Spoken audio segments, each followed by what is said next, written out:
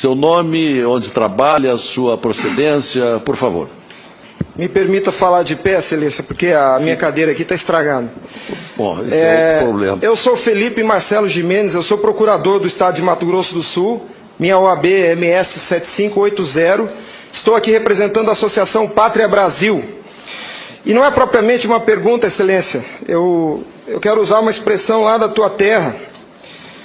Nós somos advogados, o senhor é advogado, eu sou advogado, e quando esses cientistas falam da tecnologia da informação, nós ficamos mais perdidos que Cusco em procissão.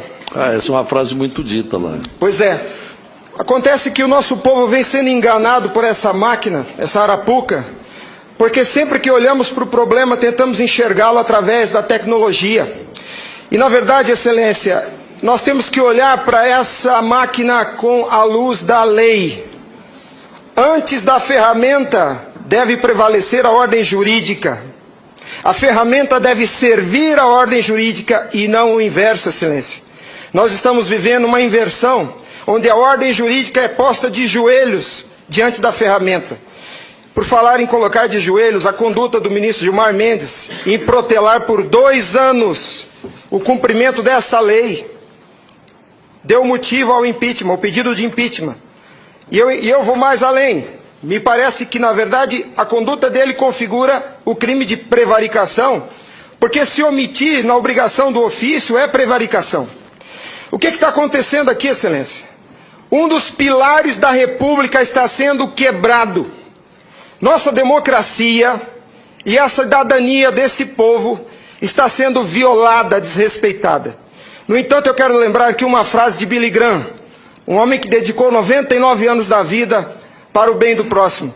Ele dizia: a coragem é contagiosa, e o senhor está vendo aqui só alguns dos corajosos que se levantaram. Há uma onda gigantesca sendo levantada nesse país, um tsunami que vem em direção a Brasília. Os cidadãos estão indignados. O Tribunal Superior Eleitoral não pode recusar o cumprimento à lei. Se fosse uma ordem judicial, o senhor, excelência, não teria o direito de cumpri-la parceladamente. É uma lei, não tem vício de forma, nem de iniciativa, nem de conteúdo. Vou ao ponto. Fala-se muito da máquina, eu quero falar do ato jurídico. O senhor, como advogado, entende bem desse assunto. Somente o exercício do voto é secreto para garantir ao cidadão a liberdade de escolha. O ato seguinte, porque o processo eleitoral é feito de etapas, o ato seguinte é um ato administrativo. A contagem de um voto é um ato administrativo e se submete a um requisito de validade sob pena de ser nulo, que é o princípio da publicidade. Qualquer ato administrativo deve ser público. Entenda, excelência, nós queremos auditar o fato jurídico, não é a máquina. Não nos interessa o software nem a máquina, nem antes nem depois. Nós queremos auditar o fato, que por natureza é um evento. O evento se perde. Por isso a necessidade de dar corpo físico ao fato da contagem do voto, para que se conheça, para que se cumpra o princípio da publicidade, porque a publicidade é erga omnes, é para todos os cidadãos, não é só para o eleitor que olha no visor. Essa contagem do voto deve ser feita para que todos os cidadãos tenham a oportunidade de fiscalizá-la, e não é a contagem de milhões de votos, é a contagem de um voto, de cada voto é um ato administrativo, e será nulo se não for público. Há vários princípios constitucionais que vêm sendo quebrados desde que essa arapuca foi inventada lá em 97. A cidadania, a publicidade, a moralidade, a legalidade e a própria república, porque nós cidadãos não temos sido respeitados na nossa escolha. Nossa escolha só será respeitada se ela for retratada no corpo físico da impressão para cumprir o princípio da publicidade. O exercício do voto é secreto, mas a contagem deve ser pública. E qual que é a artimanha da urna? Ela estende o segredo do exercício até a última etapa. E o sagrado BU, eu vou usar uma expressão de alguém, eu não lembro quem é o proprietário dessa frase. A seita do santo baite tem no altar o BU. O BU não prova nada, excelência. Quando o BU é imprimido, já houve a contagem dos votos em segredo. A fraude já aconteceu, porque cada voto contado deve ser público. O BU informa ao senhor, excelência, o total. Nem no condomínio onde eu moro não aceitaria uma eleição assim. Imagine, Excelência, se eu fosse candidato a síndico, colhesse a urna e fosse contar dentro do meu apartamento e voltasse e comunicasse aos condôminos. Aqui está o resultado, eu fui eleito. O BU é a prova da fraude, Excelência. O BU é a prova da fraude. Doutora Simone, apesar de muito jovem, foi minha professora na faculdade. Ela é talvez a cabeça mais qualificada nesse Senado para rezar esse discurso, para dizer o que é um ato administrativo. Gostaria que ela estivesse aqui. O que acontece? Nós estamos sofrendo uma violação dos princípios republicanos, dos princípios constitucionais e principalmente, Excelência, da cidadania, porque nossa cidadania só existe na medida em que nosso voto seja respeitado, porque ele é o instrumento do exercício da cidadania, porque através deles elegemos os nossos escolhidos. E a nossa eleição, a nossa escolha tem sido apurada em segredo e o fato se perde. Por isso que os adeptos da seita do Santo Baite dizem que nunca há fraude.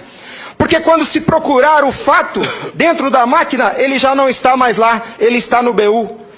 E o BU só tem o total da contagem dos votos, Excelência. Nós precisamos olhar para esse problema sobre a ótica da lei. Sobre a ótica da lei.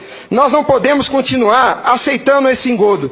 E a lei que os senhores votaram, com uma representação maciça da outorga popular, só os senhores têm legitimidade para representar o povo brasileiro. Só os senhores.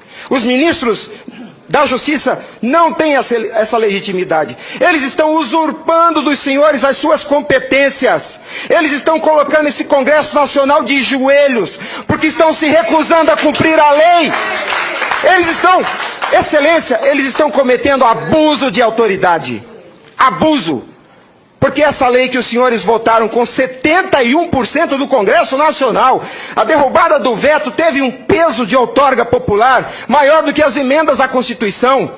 71% do Congresso Nacional disse, em nome do povo, será impresso o voto. E a lei, Excelência, não tem discricionariedade. A lei não permite fracionamento. Fracionar o cumprimento da lei é um abuso, é uma violação, é uma teratologia. Não há possibilidade de se fracionar o cumprimento da lei. Imagine o senhor, se o senhor fosse sujeito passivo de uma ordem de Gilmar Mendes, se ele aceitaria ouvir do senhor o seguinte: ministro, eu vou cumprir sua ordem, um pouquinho a cada ano. Até 2050, Gilmar Mendes, eu termino de cumprir a sua ordem. Imagina que ele aceitasse isso do senhor. A lei não tem discricionariedade. Não é possível cumpri-la pela metade. Em resumo é isso, Excelência. E por fim, o direito dos senhores, a sua autoridade como representantes do povo está sendo vilipendiada. E por quem? Vou dizer mais. Não é por juízes. Os ministros, quando sentam na cadeira do Tribunal Superior Eleitoral para administrar esse serviço público, que é a eleição é um serviço público, não é jurisdição, não é um ato jurisdicional. Quando eles lá, sentados em seus gabinetes, estão administrando o processo eleitoral, são administradores sujeitos aos princípios constitucionais, como qualquer agente do Executivo. A hibridez da Justiça Eleitoral tem confundido o povo.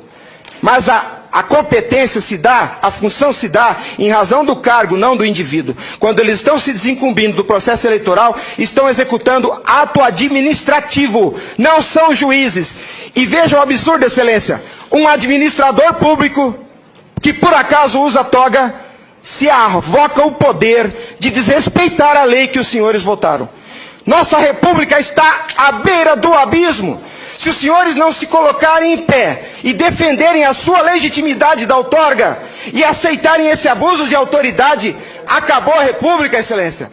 Acabou a cidadania. Então nós somos escravos. Nós seremos escravos se a nossa escolha e a lei que os senhores votaram não for respeitada. Obrigado.